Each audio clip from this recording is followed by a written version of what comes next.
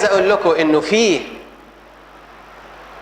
علاقات محيطة بينا بتتحكم فينا، سواء علاقة بربنا، سواء علاقة بنفسي، سواء علاقة بالمحيطين بيا. الثلاث علاقات دول بيتحكموا فيا. علاقتي بربنا شكلها ايه؟ في علاقة ولا مفيش؟ قوية ولا ضعيفة؟ دائمة ولا مش مستمرة؟ وقتية ولا على طول؟ ايه العلاقة؟ علاقتي بنفسي، واخد بالي من تصرفاتي ولا لا؟ بلاحظ الأعمال اللي أنا بعملها ولا لا؟ بركز في اللي أنا بقوله ولا لا؟ بنقي أصحابي ولا لا؟ بنقي الكلام والألفاظ اللي بتكلم بيها ولا لا؟ علاقتي مع المحيطين بيا بأثر فيهم ولا بتأثر بيهم؟ هم اللي بيقودوني ولا أنا اللي بقودهم؟ بتعلم منهم حاجات كويسة ولا بنقي منهم الحاجات الوحشة؟ بنقي أصحابي ولا هم اللي بينقوني؟ العلاقات دي لو احنا اهتمينا بيها وركزنا فيها حياتنا تتغير. خلي بالكم انه الانسان بيكتسب عادات من المجتمع اللي هو عايش فيه، ولو الانسان عمل تصرف باستمرار يتحول عنده الى عادة، ويا بخته لو كان التصرف ده كويس عشان تبقى العادة كويسة. لكن إن كان تصرف رديء فتبقى عادة سيئة تأثر في الإنسان وربما تلقيه في جهنم. العبد الرديء اللي المسيح له المجد حكى لنا عليه كانت فيه عادة الكسل والاستهتار.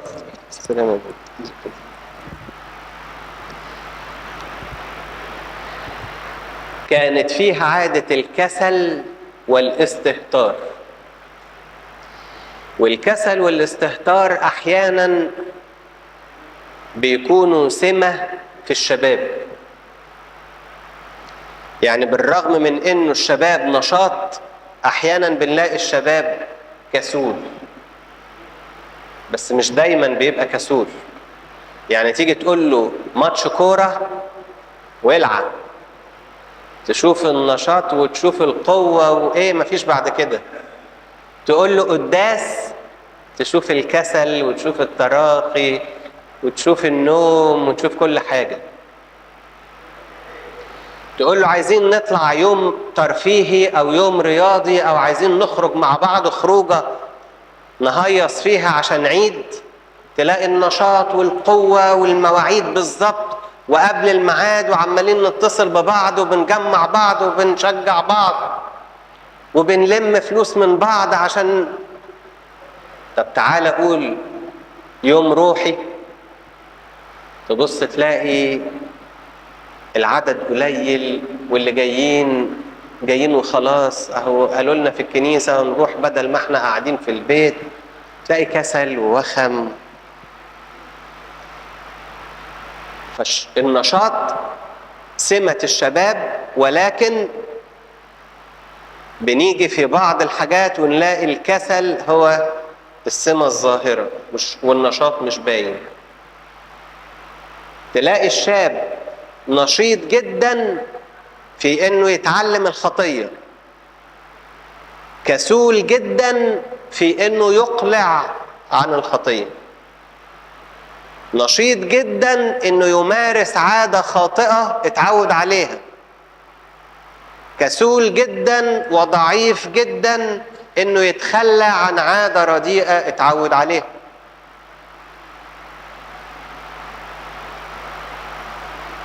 في واحد حاطط في ذهنه انه السيد هيرجع في يوم من الايام ويسألني انت عملت ايه، فواخد باله من اللي هو بيعمله عشان يوم الحساب يعرف يحاسب.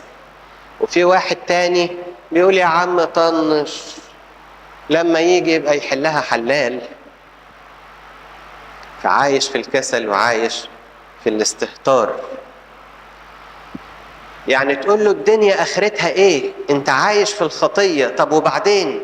يقول لك يا عم حين النهاردة وبعدين يبقى يحلها حلال. تقول له ده الافعال دي اخرتها جهنم، يقول لك هو في حد رايح الجنة؟ ده ايه؟ استهتار. بيحاول يتفه من قيمة الاشياء عشان خاطر يعيش زي ما هو عايز يعيش.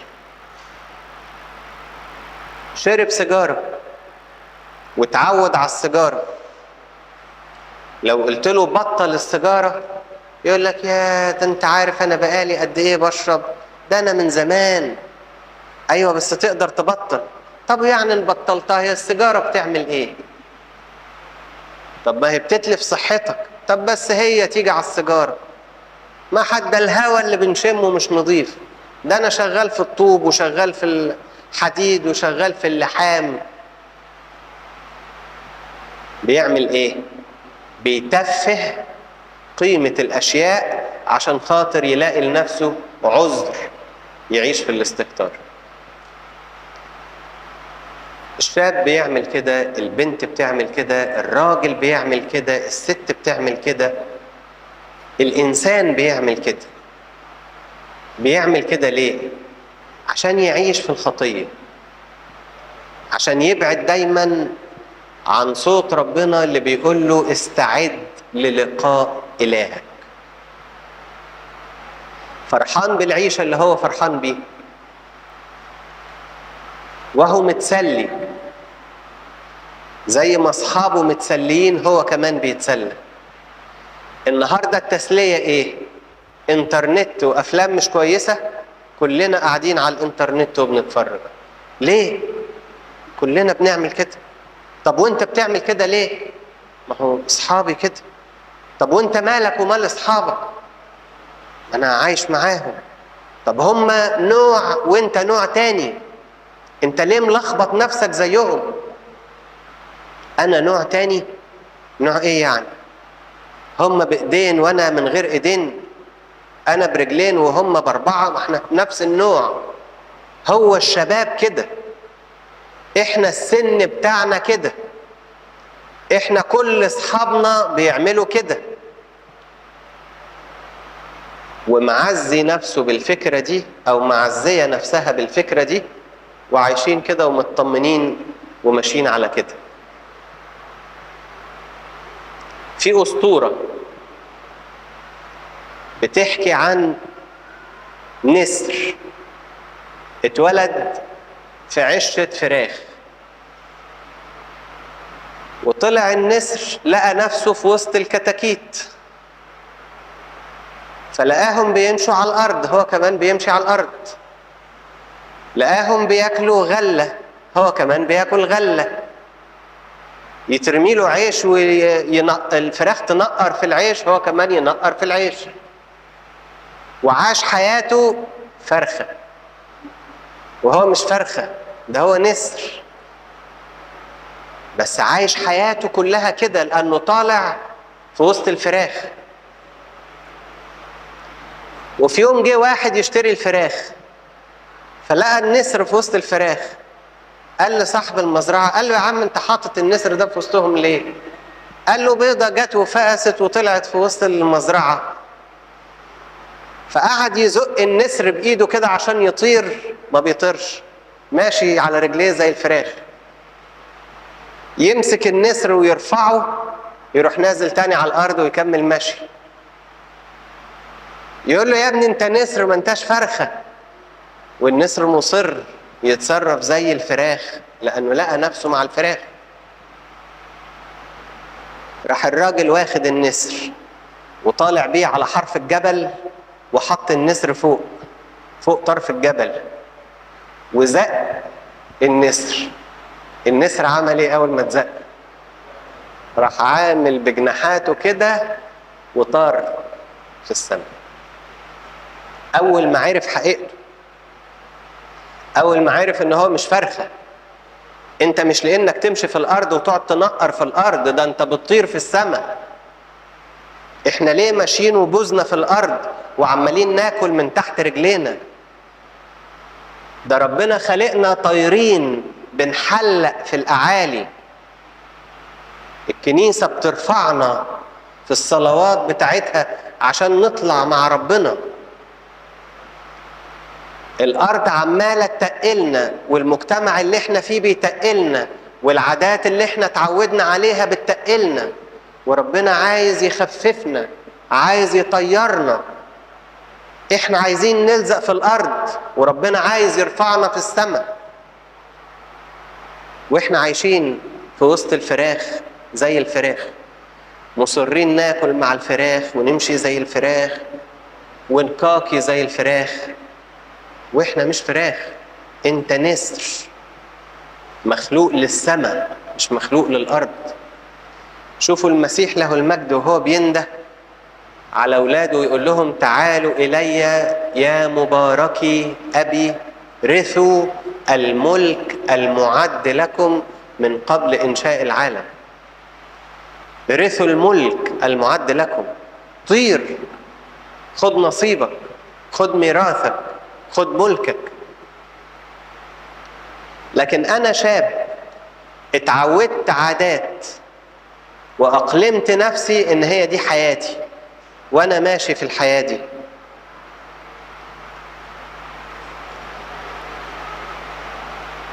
العالم قد وضع في الشرير،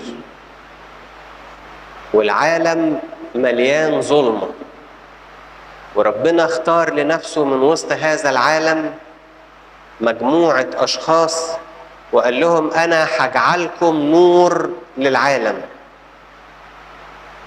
ها أنا أرسلكم، عايزكم تروحوا تنوروا في وسط العالم. ها أنا أرسلكم مثل حملان في وسط ذئاب. العالم كله ذئاب وانتوا حملان في وسط ذئاب. هنقولها تاني، حملان في وسط ذئاب. يعني العالم اللي عمال ينهش فينا ما ينفعش احنا كمان ننهش فيه. العالم اللي بيعاملنا معاملة قاسية ما ينفعش نعامله كده. اللي بيشتمنا ما ينفعش نشتمه. اللي بيعلمنا عادات بطالة ما ينفعش نجاريه في عاداته البطالة. اللي اتعود على الحلفان ما ينفعش احنا كمان نتعود معاه على الحلفان. اللي يقتلنا ما ينفعش ناخد منه الطار. ذئاب، العالم ذئاب واحنا حملان في وسط ذئاب. العالم ضلمة واحنا نور في وسط الضلمة. العالم ماسخ واحنا الملح اللي بيخلي الاكل مالح، اللي بيخلي العالم مليح حلو.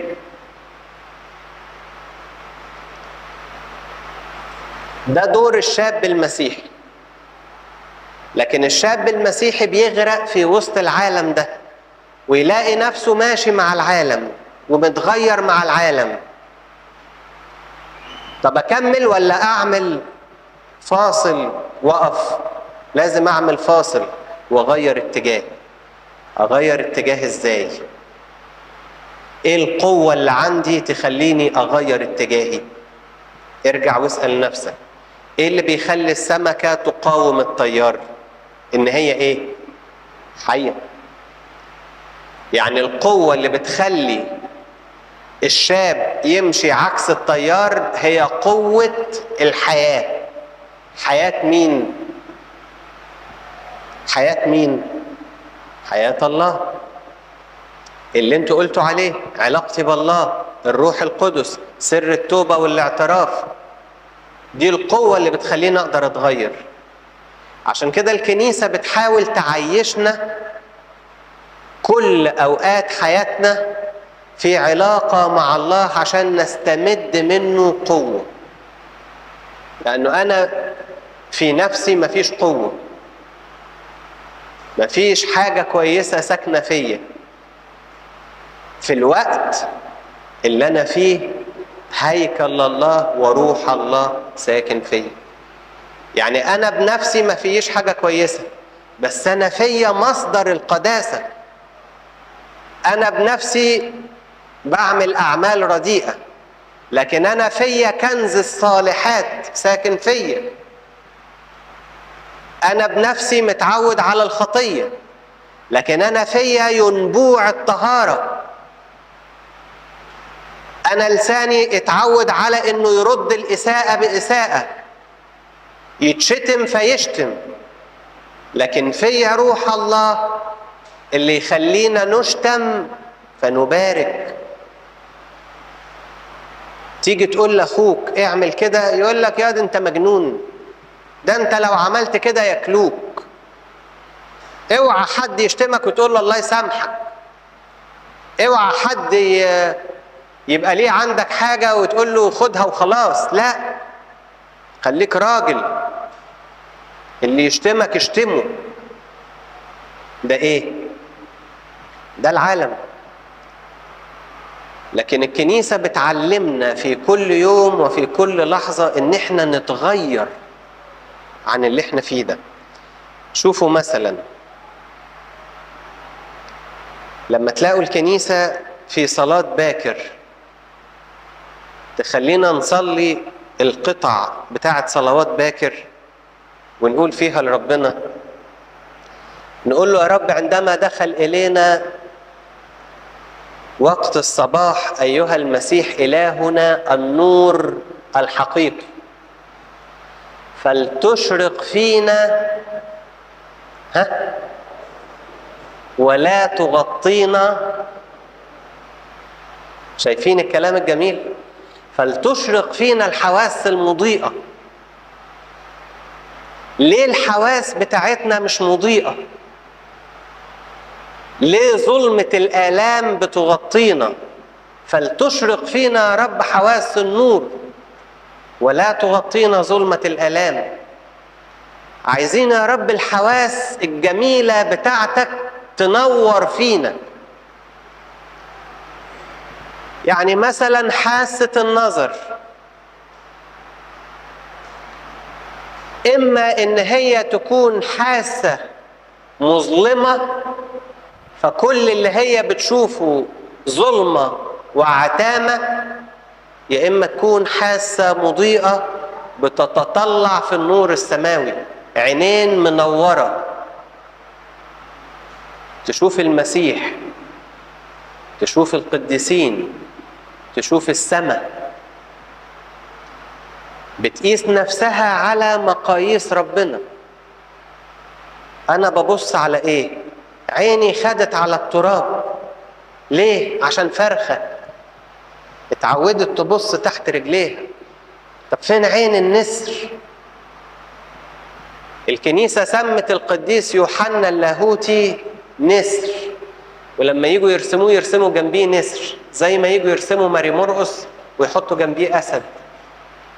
ليه بيرسموا نسر جنب القديس يوحنا؟ عشان كتب لنا إنجيل كله تطلعات في لاهوت المسيح. عينه اتفتحت وشاف رؤيا أورشليم السماوية، فالكنيسة قالت ده ايه ده عين نسر، ده طاير في السماء وعمال يشوف الإلهيات. طب وانا عيني كده برضو؟ الكنيسة تخلينا كل يوم نطلب الطلبة دي، نقول له يا رب عايزين نبص في السماء. كفاية بقى عينينا اتملت من نظر الأرضيات، كفاية عينينا اتملت من نظر الموت والقبور اللي مليانة نجاسة وعظام أموات. عايزين عينينا تبص على السماء في ايه في السماء عندك يا رب؟ افتح عينينا على السماء. في انوار، في طهارة، في قديسين، في ملائكة، في مجد. لمين؟ ليا ولا لحد غيري؟ إذا أنا عبد وكيل أمين حكيم، مش أنت وعدني بالمكافأة؟ أنا يا رب كمان أوعدك ما كنش عبد كسلان، ما كنش عبد مستهتر، ما كنش عبد بيملي عينه بمناظر الظلمة وظلال الموت. املى يا رب عيني بالاستنارة، نور عيني عشان تشوف الأبديات عوض الزمانيات، والسمائيات عوض الأرضيات. شوفوا في صلاة باكر الكنيسة تعلمنا نصلي ونقول له ربنا ايه؟ نقول له من أجل هذا نسألك يا ملكنا ملك الدهور ليشرق لنا نور وجهك وليضئ علينا نور علمك الإلهي.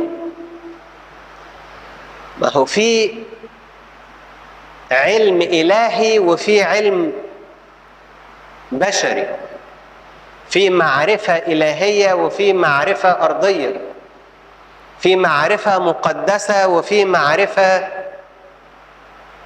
غير طاهرة. أنا بعرف نفسي إيه؟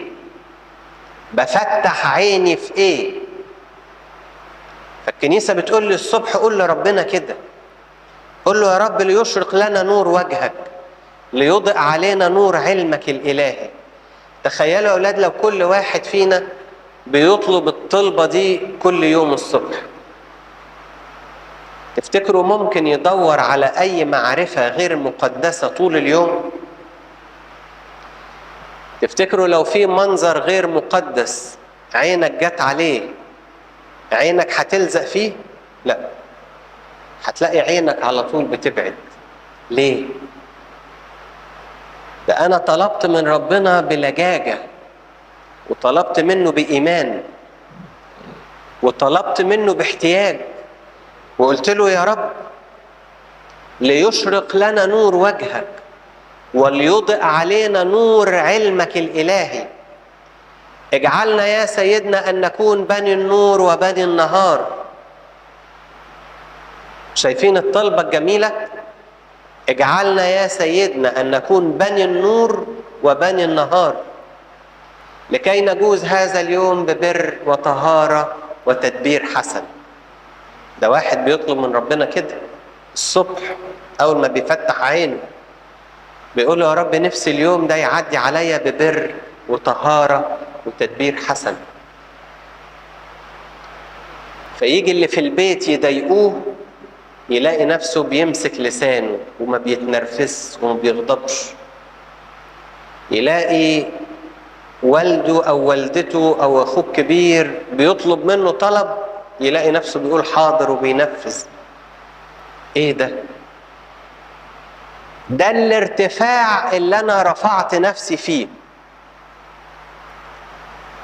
ده الراعي اللي جابني وحطني فوق الجبل وقال لي أنت نسر ما أنتش فرخة، أنت بتعرف تطير، جرب كده، وزقني طيرني. لكن أنا عايش وبقول ما أقدرش أبطل الشتيمة لأني متعود عليها، ما أقدرش أبطل العادة الوحشة لأني متعود عليها، ما أقدرش أبطل السيجارة لأني متعود عليها، مش عارف أبطل حاجات بقول لأني متعود عليها. ده أنا طول عمري بعمل كده، جاي النهاردة تقول لي بطل، ما أقدرش. ليه ما تقدرش؟ أيوة ما أقدرش. ليه؟ أنت فاكر نفسك إيه؟ أنت تقدر، أنت فيك قوة، أنت كل يوم بتاخد من المسيح، كل يوم حياة المسيح بتعمل فيك وبتدي لك قوة وبتدي لك نعمة وبتدي لك طاقة تجعلك قادر على إنك تسبح ضد التيار. وأنت ليه بتقول ما بقدرش؟ أنت مش عارف أنت إيه؟ أنت نسر. انت مش فرخة. قوة بناخدها من الوقوف قدام ربنا، بناخدها من الصلاة، قوة قادرة على ان هي تحولنا وتغيرنا، تخليني قادر ان ألجم لساني، قادر ان اضبط مشاعري، قادر ان اتحكم في افكاري، قادر اني املك ارادتي. منين القوة دي؟ من ربنا. ان كنت انا لوحدي فاكر اني ضعيف، لكن في المسيح استطيع كل شيء. ان كنت فاكر ان ما فيش قوة وفيا ضعف، بص على المسيح اللي بيقول لك قوتي في الضعف تكمن. باخد القوة من مين؟ من ربنا. شوفوا مثلا في صلاة الساعة الثالثة، بوريكم الحاجات اللي احنا بنحرم نفسنا منها. شوفوا الكنيسة فيها قوة ازاي واحنا حارمين نفسنا ازاي. شوفوا الصلوات بتعطينا قوة لإيه واحنا عايشين في إيه لأننا بعيد عن الصلوات. شوفوا في الساعة الثالثة لما بنصلي بنقول لربنا إيه؟ نقول له أيها الملك السماوي المعزي، روح الحق الحاضر في كل مكان والمالئ كل مكان، كنز الصالحات ومعطي الحياة. كنز الصالحات ومعطي الحياة. شوفوا الكلام، أنا بتكلم مع الروح القدس وبقول له أنت كنز الصالحات. طب لما أنت يا رب كنز الصالحات، أنا عايش في الخطية ليه؟ إذا كنت أنت ينبوع الحياة، أنا ميت ليه؟ هلم تفضل وحل فينا وطهرنا من كل دنس أيها الصالح. كل يوم أنا بنده على ربنا وبقول للروح القدس كده، بقول له هلم تفضل حل فينا طهرنا من كل دنس أيها الصالح وخلص نفوسنا. طب أنا فيا نجاسة، فيا دنس، فيا أفكار بطالة، طب ليه مش بصلي صلاة الساعة الثالثة؟ ليه مش بنده على الروح القدس وأقول له ده أنت كنز الصالحات، ده أنت ينبوع الحياة، أنا سايب نفسي بعيد عنك، عايش في السيئات وميت، لكن أنت ينبوع الحياة، تفضل حل فينا، املانا من نعمتك، املانا من قوتك، املانا من حياتك، اعطينا قوة نسبح ضد التيار الفاسد اللي احنا ماشيين فيه. العالم بيجرفنا، لكن ليه بيجرفنا؟ عشان انا ميت. طب اديني حياة من عندك عشان ما نجرفش مع تيار الفساد. العالم بيملاني غضب، اديني قوة اقاوم الغضب. العالم بيعلمني النجاسة، اديني قوة احيا في الطهارة. العالم بيديني روح الانتقام، اديني روح التسامح من عندك، املاني بالصفح، املاني بالغفران، املاني بالعفو. عارفين ممكن واحد يسامح اخوه، لكن اللي يقدر يعفو ده اللي في ايده سلطان،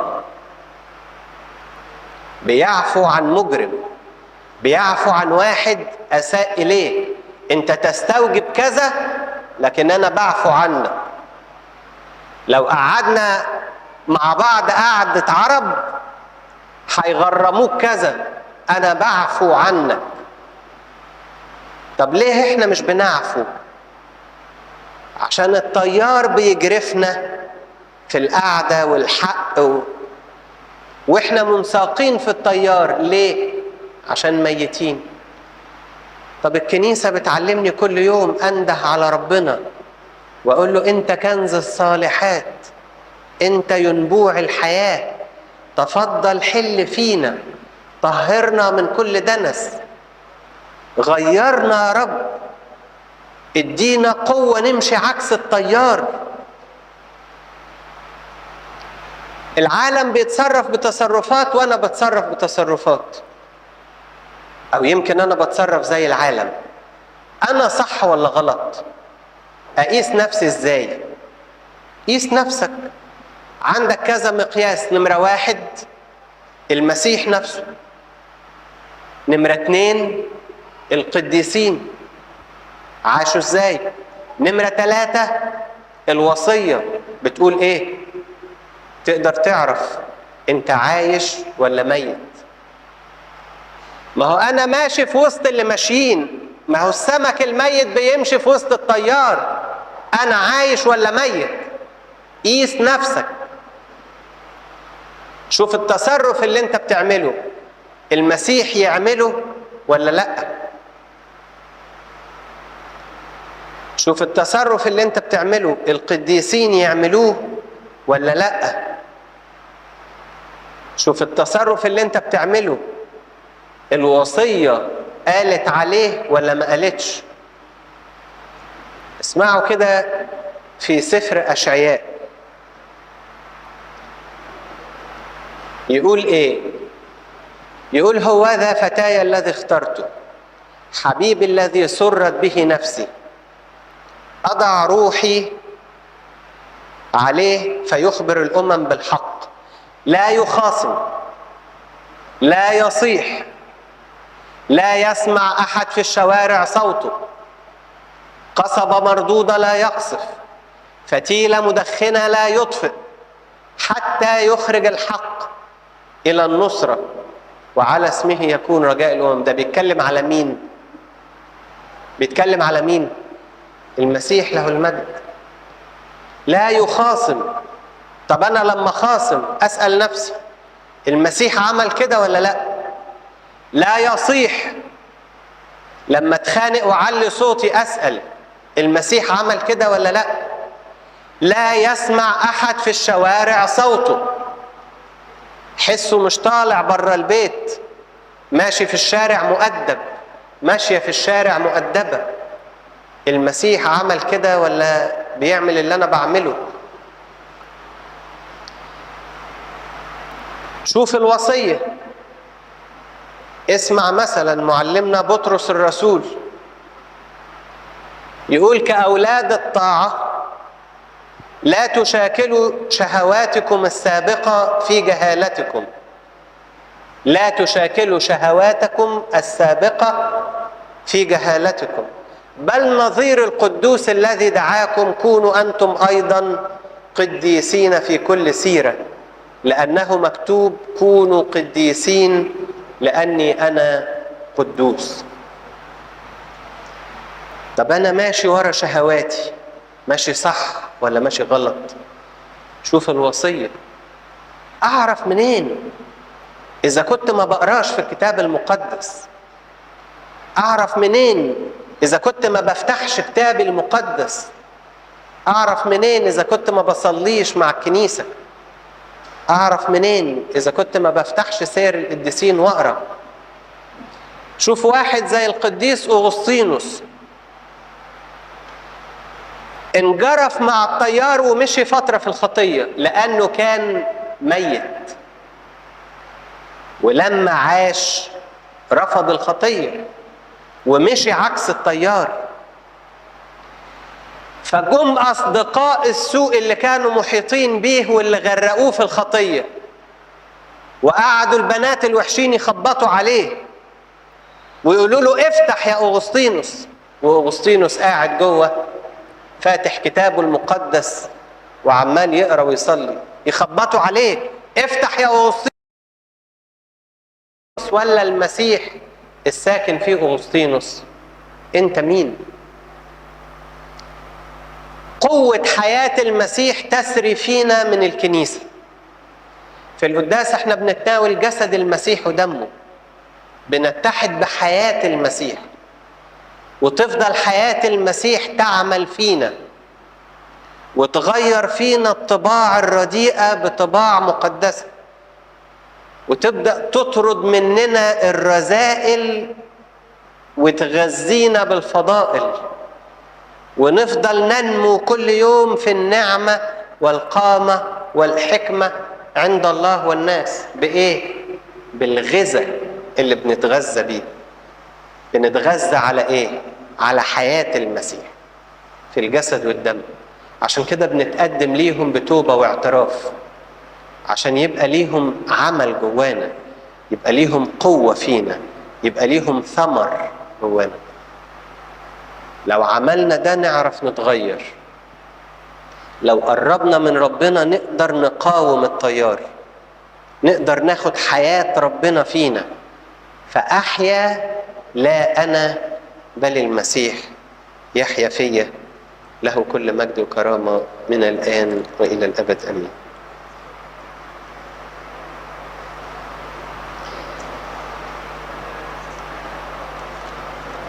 من فضلكم لو لقينا أسئلة بره الموضوع نستأذنكم، مش هنجاوب عليها عشان نركز بس في الكلام.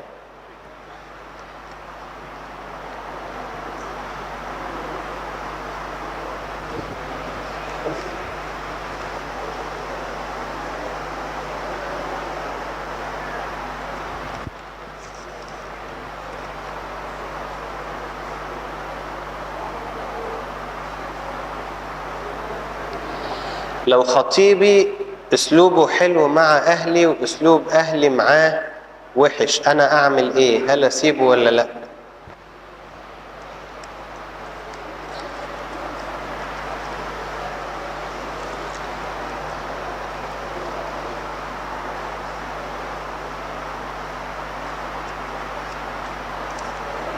ايه ده كل الاسئله؟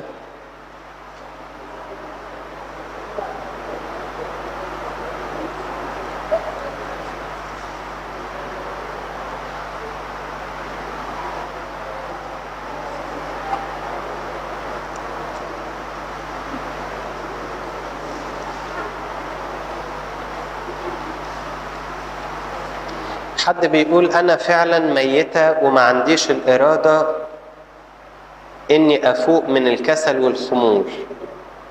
أنا عندي وقت كبير جدا بس دايما في العالم الافتراضي،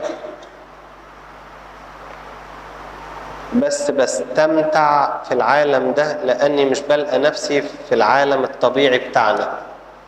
العالم الافتراضي تقصدي عايشة في الأحلام يعني. لازم يا أولاد نجاهد،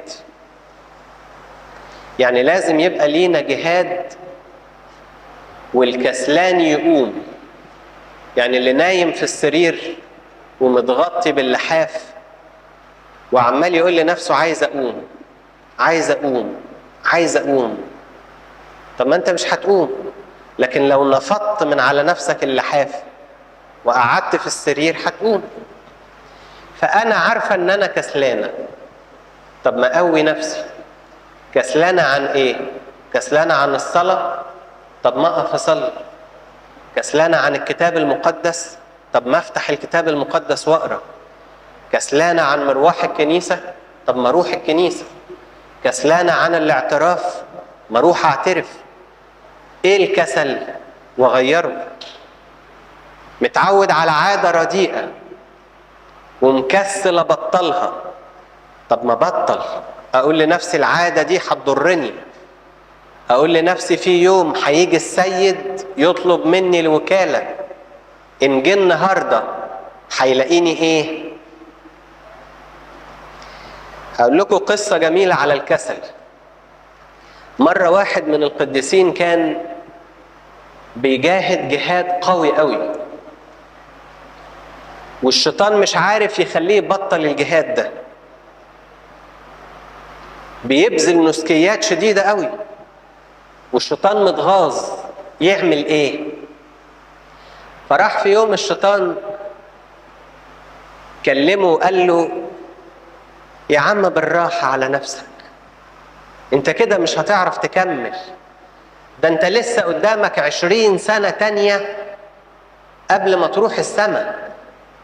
ربنا مديلك في الأرض 20 سنة كمان تعيشهم. لو مشيت بالطريقة اللي انت فيها دي مش هتقدر تكمل. خف على نفسك بالراحة عشان تعرف تكمل. عايز يعمل ايه فيه؟ عايز يبطلوا النشاط ويعلموا الكسل. رد القديس عليه وقال له ايه؟ قال له ياه، انا فاضل لي 20 سنة بس قبل ما اموت. ده معنى كده ان انا لازم اضاعف المجهود اللي كنت بعمله. ده انا كنت فاكر لسه بقيلي 50 سنة، طلعوا 20 بس، لازم ابذل مجهود اكتر. بقية القصة ايه؟ انه بعد 3 ايام اخذت روحه. بعد 3 ايام. تخيلوا بقى لو هو كان سمع لصوت الشيطان وكسل، كان ضيع كل التعب. لكن لانه بذل مجهود اكتر بانت الامانة بتاعته، فاستحق انه يكون ليه مكان في السماء. طالما انا عارف ان انا كسلان، لازم اقوم من الكسل بتاعي. استيقظ ايها النائم وقم.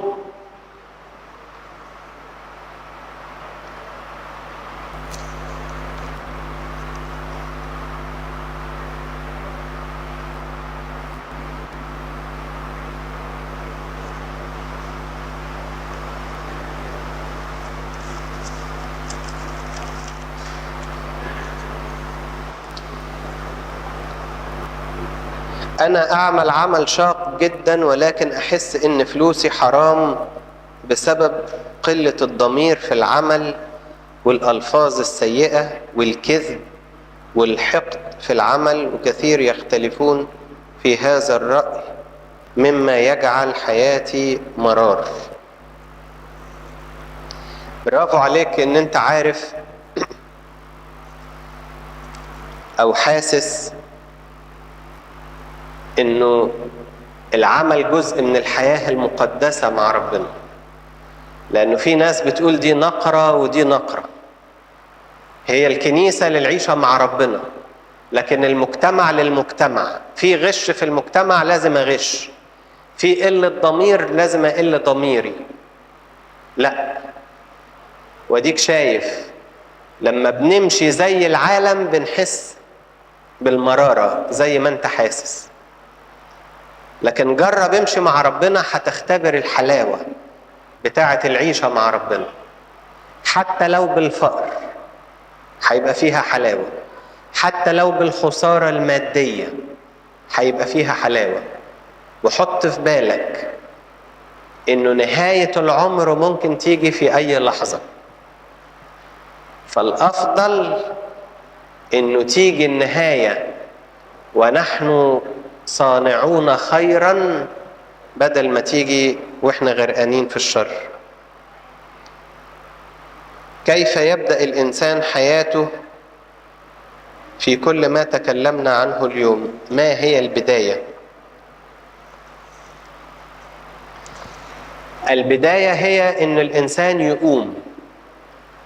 يعني أنا دلوقتي عايش في سكة غلط، أقول لنفسي لازم دلوقتي أقوم. الآن أقوم، أرجع إلى أبي، أقول له أخطأت يا أبتاه إلى السماء وقدامك. فدلوقتي أقوم. اوعى تأجل، اوعى تستنى لبكرة. خلي بالك التأجيل ده نهايته وحشة. ممكن تنتظر وتفاجئك النهاية قبل ما تعمل اللي كان نفسك فيه. عشان كده المسيح له المجد ادانا المثل بتاع الغني الغبي اللي قعد يهد مخازنه ويبني مخازن تانية ويجمع ويحوش، وجاله الصوت يقول له ايه؟ يا غبي، في هذه الليلة تطلب نفسك منك، فهذه التي أعددتها لمن تكون. فاوعى تكسل. البداية انك تقوم دلوقتي وتقول أرجع الآن إلى أبي وأقول له أخطأت يا أبتاه إلى السماء وقدامك. البداية هي التوبة. نقوم على طول وأقول لربنا أنا النهاردة هخرج من الكنيسة إنسان جديد. أنا النهاردة هطلع من الكنيسة بقلب جديد. النهاردة هطلع من الكنيسة بعادات جديدة، بحياة جديدة، بفكر جديد. الأشياء العتيقة مضت وذا الكل قد صار جديدا. دي البداية، إن أقول دلوقتي هقوم. بعد كده اقرب من ربنا واتملي من ربنا، ابدا اخد من حياة ربنا عشان اخد قوة اقدر اقاوم بيه.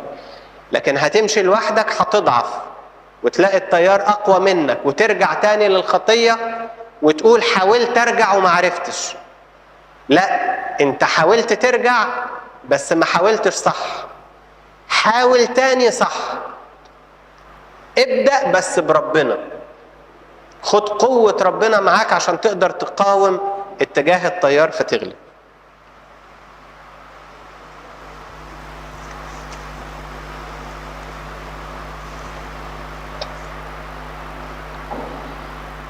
كيف يهرب الإنسان من البر الذاتي؟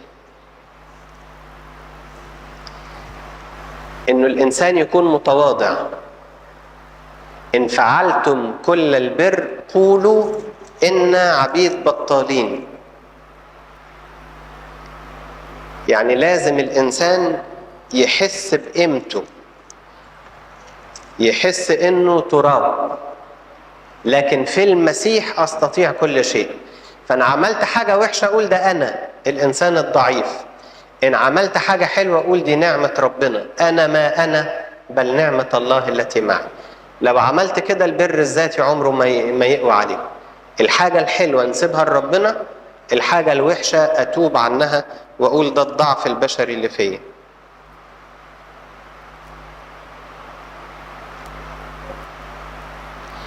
واحد بيقول أنا بواظب على صلاة أبانا الذي كل يوم، ولكن صلاة باكر والنوم كل شهر مرة. أصلي أبانا الذي بس ينفع؟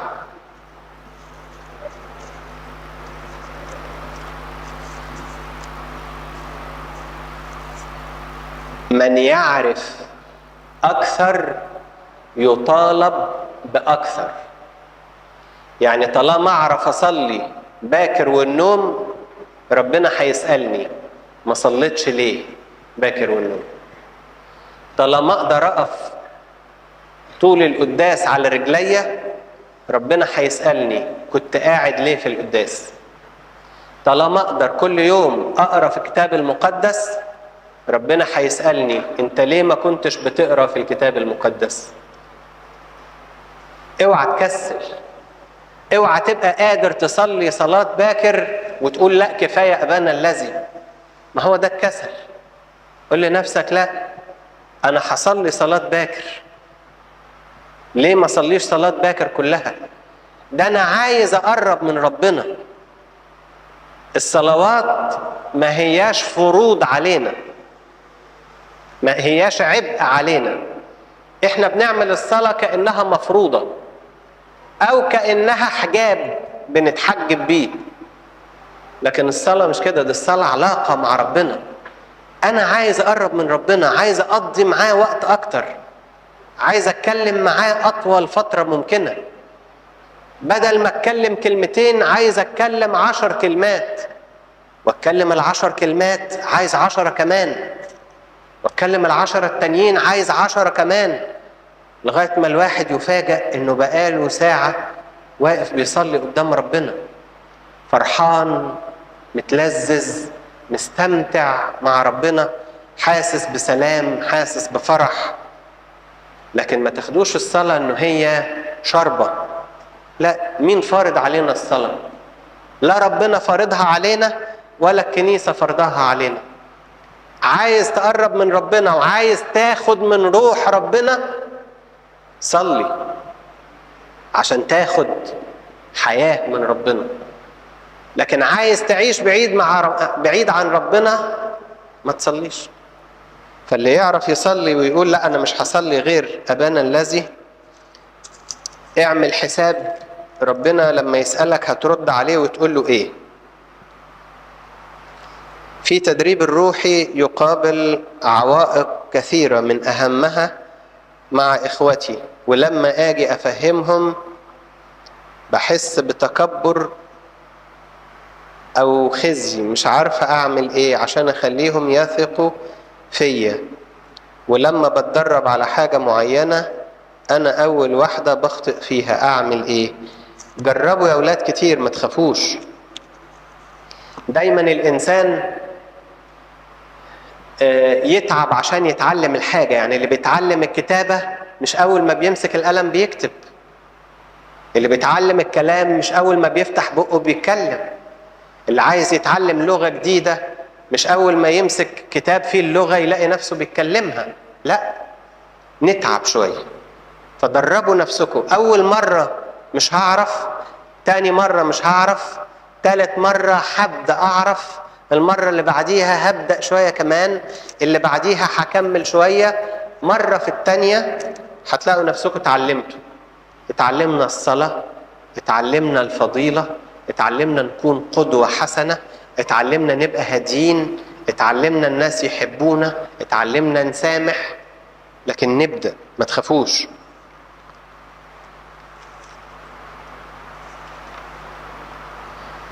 أنا بكره بابا قوي، أعمل إيه؟ مع إني خادمة وبتناول دايما.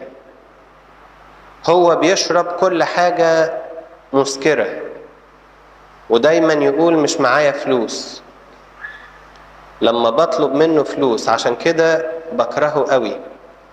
واخواتي الشباب زيه، أعمل إيه؟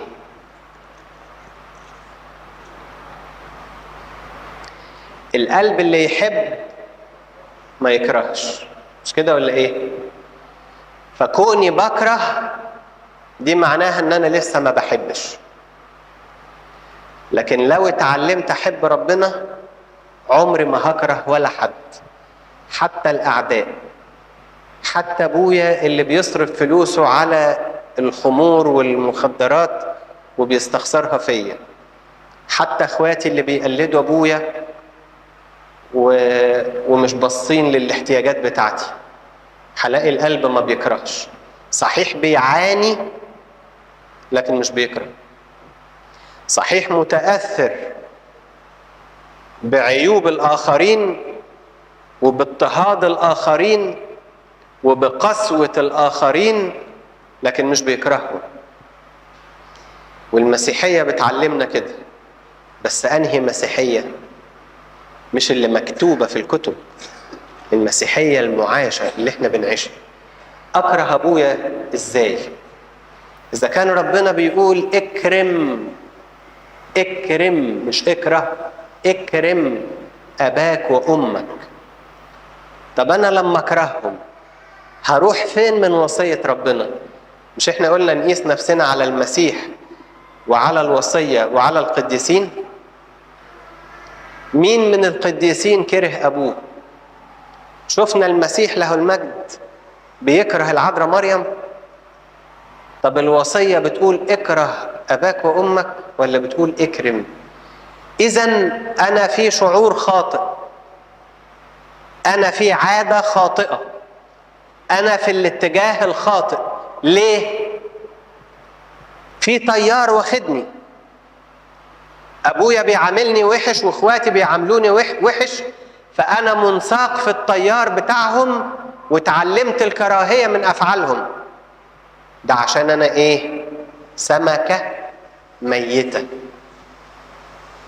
لكن جرب كده تبقى سمكة حية. جربي تفتحي الكتاب المقدس وتقولي لربنا يا رب اشرق علينا بشعاع من نورك، املأ قلبنا يا رب بالمحبة، انزع الكراهية والبغضة من قلوبنا، علمنا يا رب نسامح، علمنا نصفح، علمنا نحب الأعداء. اذكر يا رب أبويا اللي بيشرب خمور واللي بيشرب المخدرات. اذكر يا رب أبويا اللي الخطية عمت عينيه. اذكر يا رب أبويا اللي الخطية مخلياه مش شايف حياته الأبدية ولا شايف سكتك. اذكر يا رب أبويا اللي ماشي في طريق الشيطان ومش عارف انه رايح في سكة الموت. اذكر يا رب اخواتي اللي عايشين في الخطية وهم مش دريانين. دول يا رب عميان، انا بطلب منك تنور عينيهم. انا بطلب منك يا رب تفتح عيني انا كمان، بدل ما قلبي مليان بالكره ليهم علمني اشفق عليهم. دول غلابة، دول محتاجين الشفقة، دول محتاجين العطف. من فضلك يا رب تحنن عليهم وعليا. تبص تلاقي الواحد بعد ما يخلص الصلوة دي قلبه برد، مشاعر الكره اللي كانت جواه اتطفت، وبدل ما كان بيكره بدأ يحب. عشان كده ربنا له المجد قال لنا صلوا لأجل الذين يسيئون إليكم. لو صليتي لأبوكي اللي بيعمل فيكي كده، مشاعر الكره هتتبدل وتبقى محبة. أنا بطلب من ربنا إني أعيش معاه وبتدرب على الحياة الروحية، لكن أنا مش حساه واقف معايا، ولكن أنا بقول لا هو معايا، وأنا من كتر إني مش حاسة إن ربنا واقف معايا بمل من التدريب على الحياة الروحية. لازم نعرف إنه حرب الشيطان لن تنتهي، ولازم نعرف إن الشيطان لن يقف سعيدا يسقف لكل واحد فينا وهو بيتقدم في طريق الحياة الروحية، لا.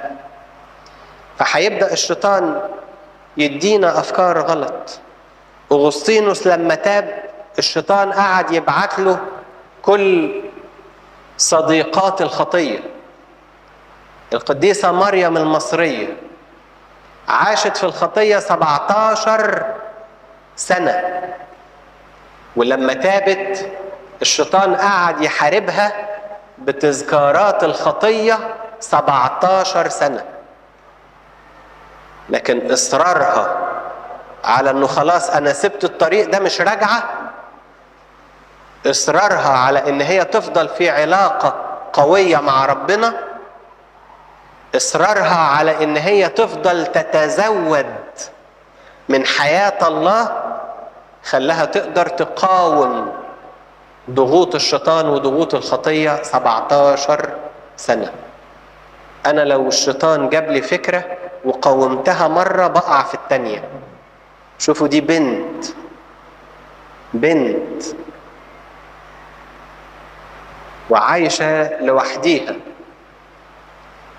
في الصحراء، لا هي في بيت ولا هي في كوخ ولا عندها أب ولا أم ولا أخوات ولا أصحاب، ولا لوحدها في عمق الصحراء برعب الصحراء بالليل وأصوات الرياح والهواء والحيوانات والحشرات والتعابين والعقارب، وهي بنت، والشيطان بيقاوم فيها وبيحاول يرجعها من التوبة بتاعتها 17 سنة وهي ثابتة على الموقف بتاعها.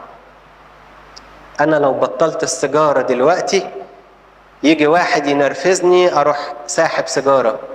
إيه يا عم أنت مش قلت هبطل؟ ما أنا مش عارف إن الخنقة بفش غلي. ودي بنت ولا مرة قالت كده، خدت قرار ومشيت فيه ونفذته. مهما الشيطان يحارب، مهما الشيطان يقول لك ربنا مش معاك، مهما الشيطان يقول لك انت لوحدك والخطية اكبر منك، مهما الشيطان يقول لك مش هتقدر ومهما عملت هترجع تاني فليه تعذب نفسك، مهما يقول لك افضل على موقفك واثبت على مبدأك اللي هو ايه؟ اللي هو افضل متوصل بربنا عشان اتزود من حياة الله، عشان اكون في حياة اقدر اسبح ضد التيار. لكن اوعى تستسلم. انا عندي 17 سنة وتعبانة دايما مع اهل بيتي ومش عارفة اتعامل معاهم ومش عارفة ايه الطريقة. ما هو ايه نوعية التعب؟ نوعية التعب ايه؟ ما نعرفش. فكل حاجة يعني ليها رد.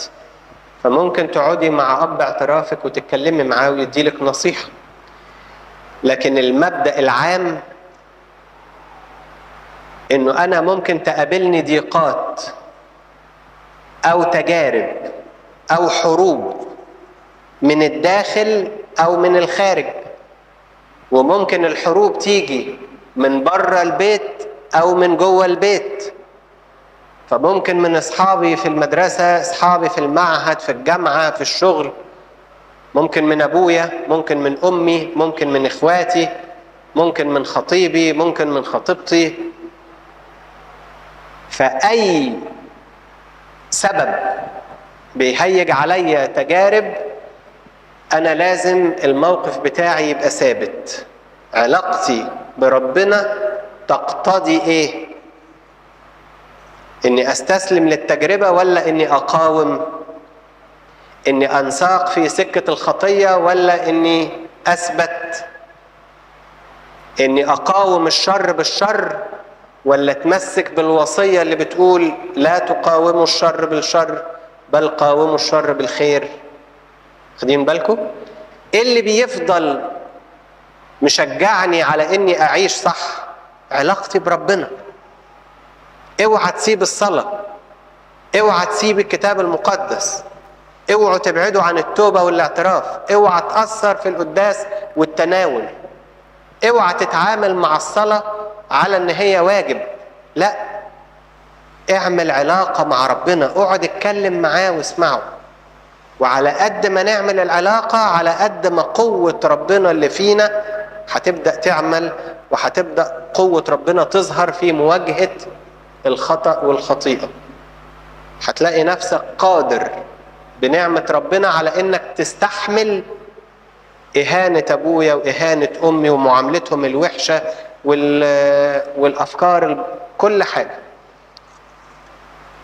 وخدوا بالكم إن الحياة الروحية مش زرار، يعني مش هدوس على زرار يطلع القوة الروحية. يعني مش هروح البيت أقف أصلي وبعد ما أخلص صلاة أبويا ينكد عليا أروح شتماه وأقول أديني صليت أهو برضو ما استحملتوش. لا، لازم نواظب.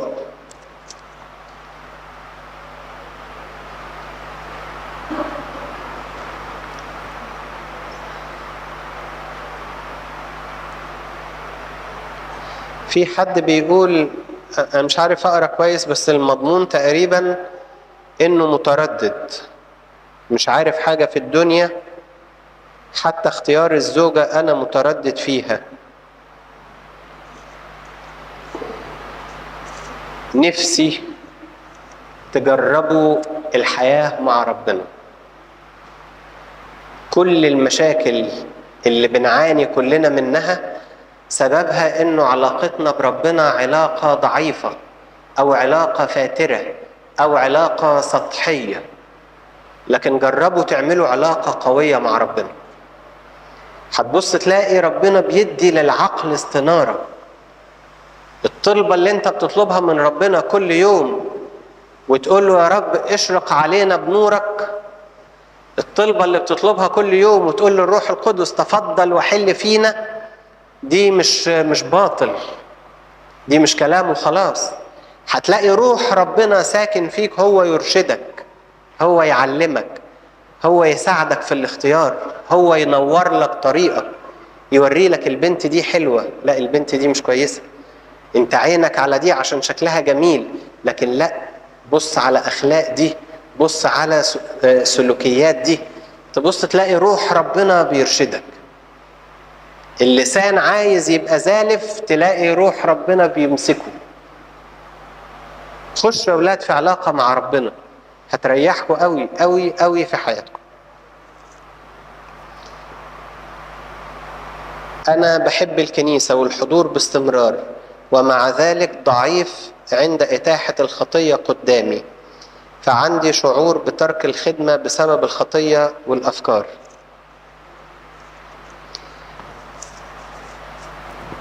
خد بالك عشان ممكن تكون العلاقة اللي أنا عاملها مع الكنيسة برضو علاقة سطحية، يعني ما تكونش علاقة حقيقية، لأنه العلاقة الحقيقية بتولد في الإنسان كراهية للخطية. فازاي انا في علاقة مع ربنا وفي نفس الوقت في علاقة مع الخطية؟ في حاجة غلط. فانتبه. صحيح انا بحب الكنيسة، وصحيح بروح كتير وبحب اروح كتير وفي الخدمة وبخدم، بس خد بالك لحسن تكون دي كلها شكليات. فاحنا عايزين العمق، عايزين القوة من ربنا، عايزين علاقة حقيقية مش علاقة مظهرية. انا باين في الصورة ان انا خادم، باين في الصورة ان انا واقف اصلي، باين في الصورة ان انا بعلم. طب هل انا كده فعلا؟ فخدوا بالكم. ماذا افعل مع اخي لا يحب حضور قداسات او حضور اجتماعات وصوته مرتفع جدا مع كل البيت وهو اصغر واحد وعنده 18 سنة؟ نمرة واحد، القدوة. يعني الإنسان اللي ماشي في طريق غلط محتاج يشوف حد ماشي صح عشان يبان إنه غلط. يعني لو كلنا دلوقتي بنعمل حاجة واحدة والحاجة دي غلط، محدش فينا هيبقى عارف إنه دي غلط. لكن لو طلع واحد في النص بيقول الحاجة الفلانية دي غلط، لو طلع واحد في النص عايش بطريقة غيرنا، نبدأ كلنا نبص ونقول ايه ده؟ هو عايش كده ازاي؟ هو اللي صح ولا احنا اللي صح؟ فلو اخويا في البيت وحش، انا ممكن اغيره لو انا وريته صورة حلوة. لو هو بيتنرفز، انا حاول ما تنرفزش ابدا. لو هو ما بيسمعش الكلام، انا حاول اقول حاضر على كل حاجة. لو هو مش خدوم، انا حاول اخدم في كل حاجة في البيت، كنس ومسح ومشاوير وكل حاجة. لو هو مقضي وقته كله قدام التلفزيون، ابين له انه في طرق اخرى للاستفادة بالوقت. فلو انا بينت نفسي كقدوة وكنموذج حلو، اخويا ممكن يتغير. برضو النصيحة بتساعد في التغيير. يعني انا اديله نصيحة، اقول له خد بالك الحاجة الفلانية غلط. الاهم ان انا اصلي من اجله. يعني اقدم له قدوة، انصحه، اصلي من اجله، اطلب دايما باستمرار في الصلاة من اجله، واحط كل الضعف بتاعه قدام ربنا في الصلاة.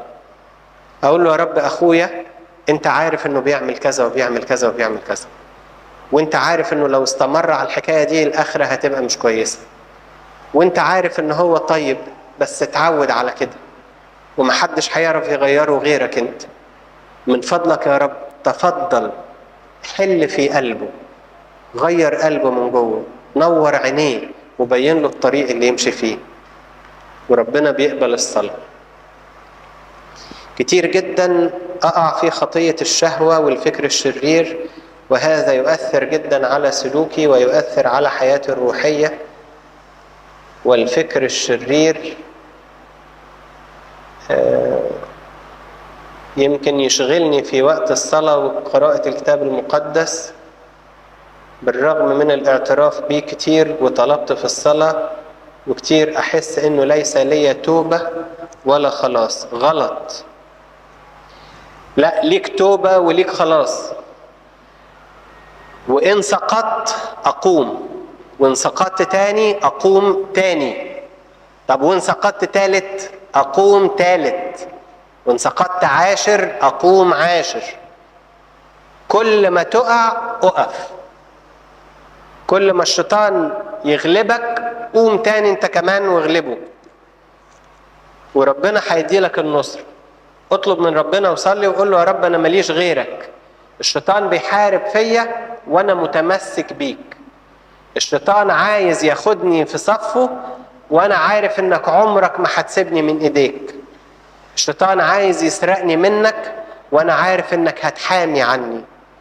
الشيطان عامل نفسه اقوى مني، لكن انا واثق ان انت اقوى منه. انا يا رب هفضل معاك ومش هسيبك ابدا، وربنا يديلك قوة ويديلك نصرة. كيف أعالج الفتور والملل من الصلاة وقراءة الكتاب المقدس علما بأن لدي وقت فراغ كبير؟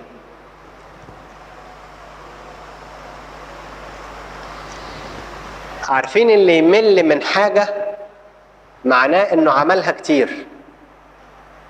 يعني مثلا أنبا أنطونيوس أول ما فكر انه يعيش مع ربنا لوحده فراح وعاش في الصحراء لوحده، وعاش فترة طويلة يصلي يصلي يصلي يصلي يصلي، كل وقته صلاة. فبدأ يحس بملل. ليه؟ لأنه بيصلي على طول. طب أنا بعمل كده؟ أنا ممكن أكون صليت مرة وما صليتش التانية، صليت مرتين ثلاثة وبعد كده قلت أنا مليت، قريت كم إصحاح في الكتاب المقدس وما كملتش سفر على بعضه وقلت أنا مليت من القراية. ده الملل ده لما الواحد يعمل حاجة باستمرار. طب أنا عملت كده؟ ده سؤال لازم تسأله لنفسك، لأنه أحيانا ما يبقاش ملل، لا ده كسل. أنا كسلان أعمل، مش عملت حاجة كتيرة لغاية ما مليت منها، لا ده أنا كسلان أقرأ في الكتاب المقدس، كسلان أصلي. الملاك لما ظهر لأنبا أنطونيوس لقاه ماسك في إيده شوية خوص وعمال يجدل الخوص ويركن الخوص ويقف يصلي، وبعدين يقعد من الصلاة يجدل الخوص وبعدين يركن الخوص ويقف يصلي. الملاك قال له اعمل هذا فتخلص. يعني ولا كله صلاة ولا كله عمل ولا كله لعب ولا كله تنطيط، شوية وشوية وشوية، فالواحد ما يملش. لكن في واحد عايز يبدأ علاقة مع ربنا فيمسك الكتاب المقدس وقراية قراية قراية قراية قراية قراية لغاية لما يزهق ويقول مش قاري تاني. ما تجيش كده. يعني لازم الواحد يبدأ ويتدرج عشان يقاوم روح الملل ويشجع نفسه، يحط لنفسه قانون ويلتزم بيه.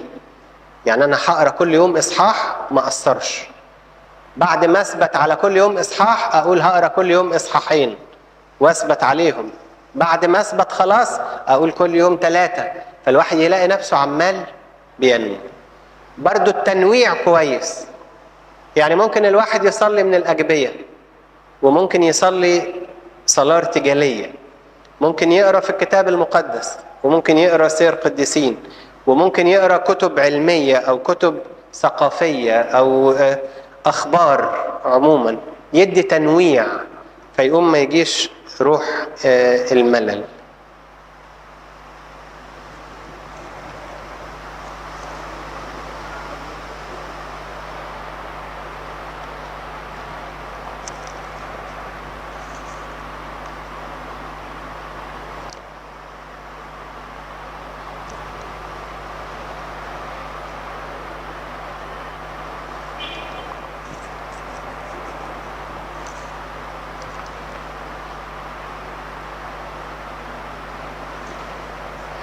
في أسئلة كتير مش في الموضوع فأنا بتجاوزها كلها، وإن شاء الله نبقى نجاوبها في مرة تانية. كل ما أحاول أتقدم خطوة في الخدمة وحياتي الروحية أرجع أكتر وبحس بمعوقات من الكنيسة. بحس إن ربنا مش عايزني وأنا ما استحقش هذه الخدمة.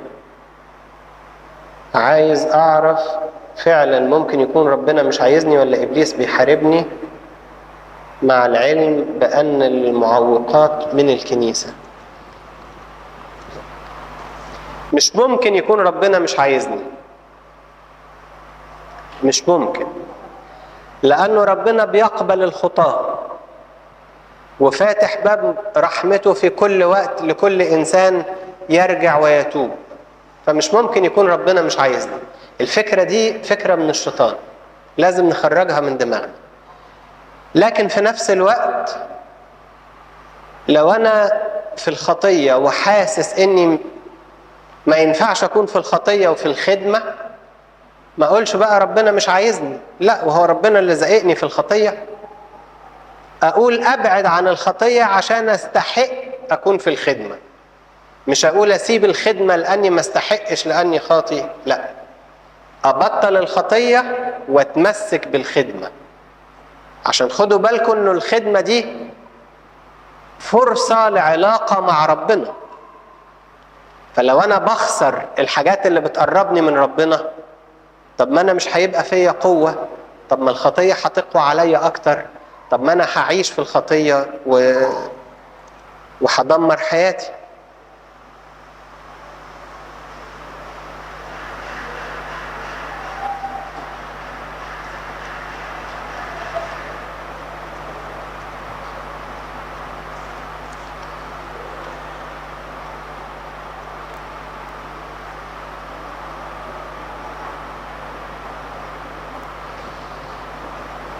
حد بيقول انه متجوز وبيحب انسان تاني وبيكلمه في التليفون،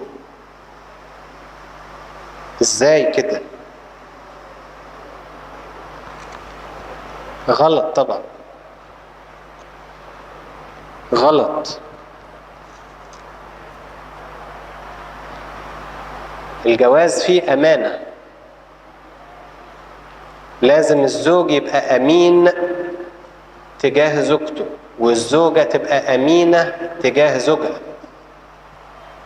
واحد متجوز بيتكلم مع واحدة تاني في التليفون ليه؟ أو واحدة متجوزة بتتكلم مع واحد في التليفون ليه؟ وبنسأل دي خطية ولا مش خطية؟ خطية طبعا، زيها زي الزنا. فلازم نمنع نفسنا عن الحكاية دي. دي برضو علامة على الفراغ الروحي، علامة على ان احنا عندنا ضعف روحي. فخلونا نبدأ مع ربنا، نقف نصلي، نقول دي خطية والنهاردة هخرج من الكنيسة وانا ما بعملهاش.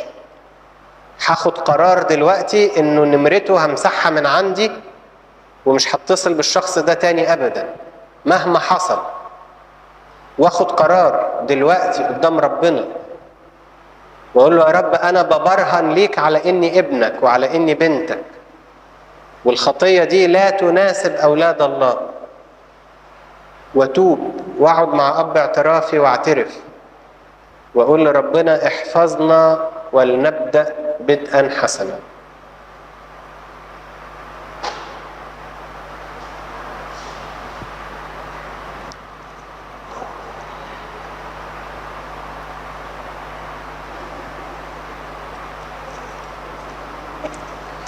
اعمل ايه عشان ابطل العادة الرديئة؟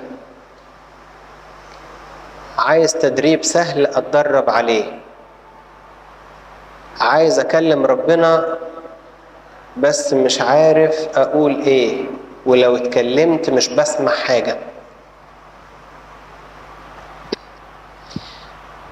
واخدين بالكم من الطلب؟ عايز تدريب سهل اتدرب عليه. هي دي المشكلة، ان انا مش عايز اتعب، انا عايز دايما كل حاجة سهلة. المسيحية قائمة اساسا على الذبيحة وعلى الألم. حتى التسبيح بتاعنا بنسميه ذبيحة، يعني نقول ذبيحة التسبيح. ليه؟ عشان في ذبيحة، مش تسبيح ان انا واقف اقول ابانا الذي في السماوات يتقدس اسمك ليأتي ملكوتك وقلت انا كده صليت. لا، ما صليتش. وقفت قريت مزامير باكر كلها وقلت انا كده صليت. لا، ما صليتش. حضرت القداس من اوله لاخره ومشيت وقلت انا حضرت قداس وسبحت ربنا. لا، لا حضرت قداس ولا سبحت ربنا. فين الذبيحة؟ فين التعب؟ فين الجهاد؟ فين الألم؟ كده تبقى ذبيحة. كده ربنا يعرف يقبل. البخور بنسميه ذبيحة، التسبيح بنسميه ذبيحة، الرحمة بنسميها ذبيحة، أي حاجة بنعملها ذبيحة. ليه؟ لأنها عكس التيار. العالم ما بيعملش كده، احنا بس اللي بنعمل كده. العالم بيشرب الخطية زي الكاس المية، وبيقول كمان احنا بنرفض الخطية وندوس عليها. ففي ذبيحة. برضو انا عشان اقاوم عادة رديئة لازم احط في بالي انه هيبقى فيه ذبيحة، فلازم استعد لتقديم ذبيحة، لازم استعد لتحمل ألم. هقول ابطل السيجارة والجسم فيه النيكوتين لسه، فهيفضل الجسم يزن عليا عايز السيجارة عايز السيجارة، هستسلم واقول مش قادر. لكن لو انا قلت لنفسي انا هسيب السيجارة وانا عارف انه في ألم هيقابلني، وانا مصر على اني اقدم نفسي ذبيحة، ومصر على اني احتمل الألم من اجل الفضيلة ومن اجل ربنا، ايه اللي هيحصل؟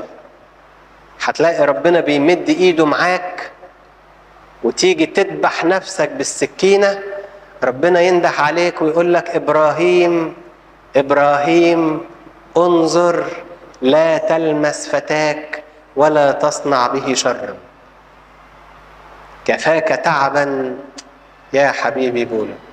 ربنا ينده علينا ويقول لنا كده، يقول لنا كفاية ذبيحة، كتير اللي انتوا بتعملوه. ربنا اللي يشفق علينا، مش احنا اللي ندلع نفسنا. لا، انا مش عايز تدريب سهل، ده انا عايز رجولة روحية تخليني اقدر ادوس على العادة دي واتغلب عليها. انا عايز قوة الهية تسندني عشان خاطر ابعد عن العادة دي وما ارجع لهاش تاني. انا عايزك يا رب تبارك القرار بتاعي وتبارك الإرادة بتاعتي إن أرفض الخطية، وتدعم قراري بمعونة إلهية من عندك إني لا أعود للخطية مرة أخرى. طب إيه التدريب السهل؟ التدريب السهل إنك تقدم ذاتك ذبيحة. القراءة الروحية في الكتب المقدسة تساعدنا على التخلص من النجاسة. العادة الشبابية دايما الإنسان يلجأ إليها وهو في مكان مغلق لوحده. حاول تبقى في مكان مفتوح، ما تقعدش لوحدك. حاول ما تخشش تنام إلا وانت مجهد وجسدك كله تعبان عشان خاطر تنام وما تفكرش في الخطية. ابعد عن الراحة اللي بتدلع الجسم وبتخلي الجسم فافي. ابعد عن الحكاية دي، تاخد قوة وتاخد شجاعة. اقرأ في الكتب المقدسة باستمرار.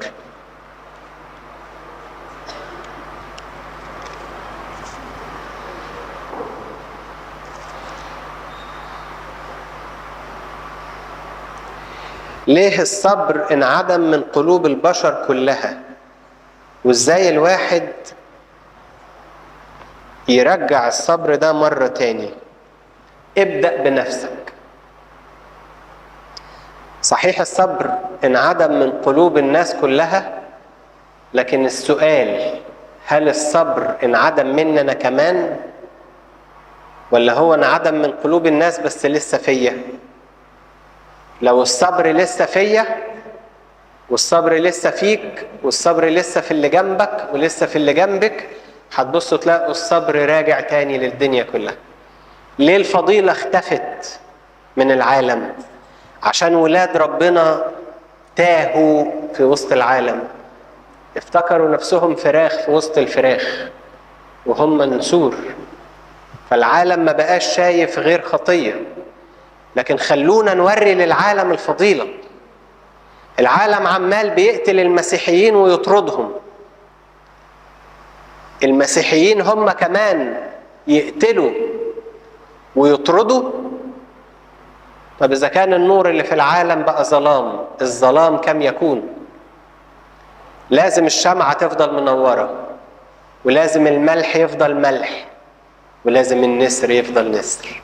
ابن ربنا لازم يفضل ابن الله. والعالم اللي انتشرت فيه الخطية لازم نبين فيه الفضيلة عشان تظهر الخطية أنها خاطئة جدا. حد بيقول لو في الناس بينتقدوني على حاجات كتير، هل أنا كده غلط ولا هم اللي غلط؟ اسأل حد مخلص ليك، يعني شوف حد من أصدقائك المخلصين واسأله يقول لك أنت غلط ولا أنت صح. قيس التصرفات بتاعتك على الثلاث حاجات اللي قلنا عليها: المسيح، الوصايا، الكنيسة، القديسين. هتعرف أنت صح ولا غلط. أنا تعبانة قوي وحاسة إني مش محبوبة للناس رغم إني بعملهم كويس. إزاي الواحد يخلي اللي حواليه يحبوه رغم إن هم بيبعدوا عني من غير سبب؟ تفتكروا المسيح لو في وسطينا دلوقتي نحبه ولا نكرهه؟ اللي شايف إن إحنا هنحبه كده يرفع إيده. طب واللي شايف إنه لو في وسطينا دلوقتي نكرهه؟ إذن لو المسيح ظهر فينا الناس هيحبونا، صح ولا غلط؟ هو ده الحل. لازم المسيح اللي فينا يظهر. لكن طول ما احنا مخبيينه بالغضب بتاعنا وبالنرفزة بتاعتنا وباللسان الطويل وبالكلام الوحش وبالنظرات البطالة وبالعادات الرديئة، طول ما احنا مبينين ده المسيح اللي فينا مختفي. عشان كده الناس بتكرهنا. لكن لو أعمالنا بقت كويسة، لو أعمال المسيح ظهرت فينا، الناس هتحب المسيح وهتحبنا. ويرى الناس أعمالكم الحسنة ويمجدوا أباكم الذي في السماء.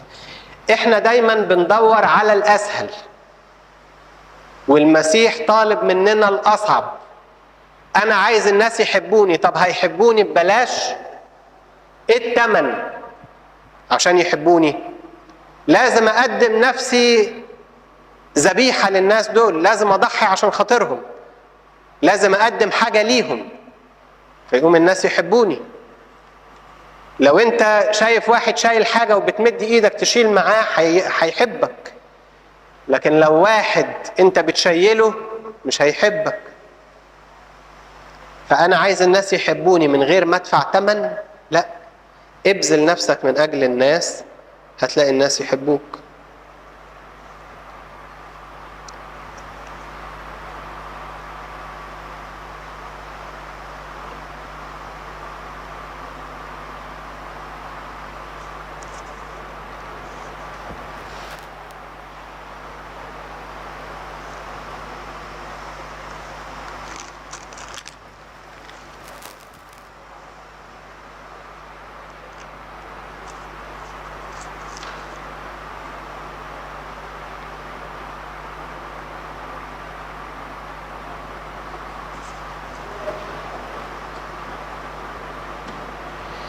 واحدة بتقول أنا جوزي أسلوبه وحش جدا ومش عارفة أعمل إيه معاه وإحنا مش بنخلف. نفس اللي بنقوله للي مش عارفة تتعامل مع والدها ووالدتها، ونفس اللي بنقوله اللي مش عارف يتعامل مع أخواته، هو نفس الكلام. أنا وإنتوا نتعامل مع بعض إزاي؟ أنا وأي حد تاني نتعامل مع بعض إزاي؟ لازم المسيح اللي فيا يبان. لو المسيح كان بيخاصم يبقى أنا خاصم جوزي، أصله وحش، والمسيح بيخاصم يبقى أنا لازم أخاصم. لو المسيح كان يصيح يبقى أنا كمان أصيح. لو المسيح كان بيشتم من حق أشتم. لو المسيح كان اللي في الشارع بيسمعوا صوته، زعقي انت كمان لجوزك وخلي الجيران يسمعوا صوتك. شوفي المسيح عمل ايه. وصية المسيح صعبة، الشيطان بيوريها لنا كده، يقول وصية المسيح صعبة، لكن وصية المسيح مش صعبة. أنبا أنطونيوس بيقول يا أولادي إن كل الوصايا ليست صعبة ولا ثقيلة ولا متعبة. طب امال ليه بنحس ان الوصية صعبة؟ ليه جوزي وحش وانا مش قادر استحمله؟ ليه جوزي وحش وانا مش عارفة ابقى حلوة معاه؟ الوصية صعبة. لا، هي باينة صعبة عشان انا ما جربتش اعملها، باينة صعبة عشان انا بحاول اعملها بدراعي مش بقوة ربنا، عشان كده باينة صعبة. لكن خلوا لينا علاقة مع ربنا، شوفوا الوصية تبقى صعبة ولا سهلة.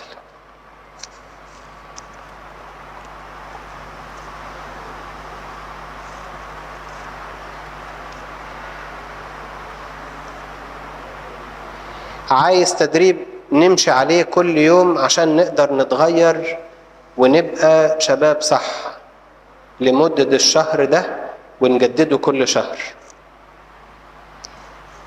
تعالوا نبدأ في الشهر ده نصلي يوميا في باكر وقبل النوم، وناخد كل يوم مزمورين في صلاة باكر ومزمورين في صلاة النوم، ونقول معاهم الإنجيل والقطعة.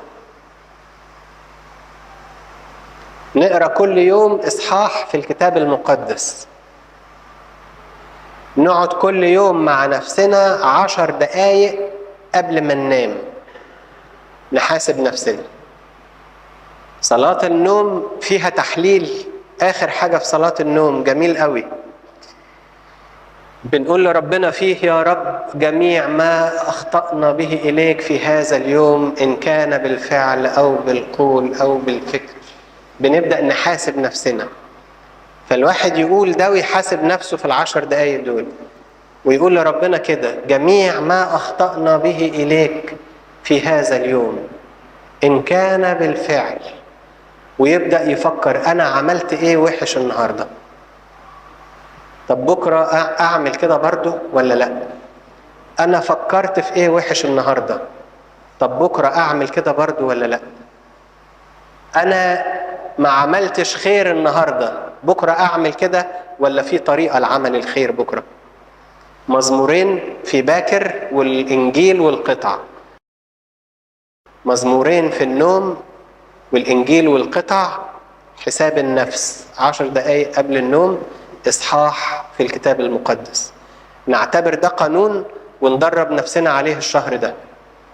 لو واظبنا عليه هتلاقوا حاجات كتيرة في حياتنا بتتغير. ربنا يحافظ عليكم ويديكم نعمة ويديكم بركة ويديكم من قوته ويديكم من حياته، عشان نقدر كلنا نتغير ونقدر كلنا نقاوم تيار الفساد اللي بيجتاح العالم، ونشهد للمسيح بسيرتنا الحسنة وبسلوكنا الطاهر. له كل مجد وكرامة من الآن وإلى الأبد، آمين.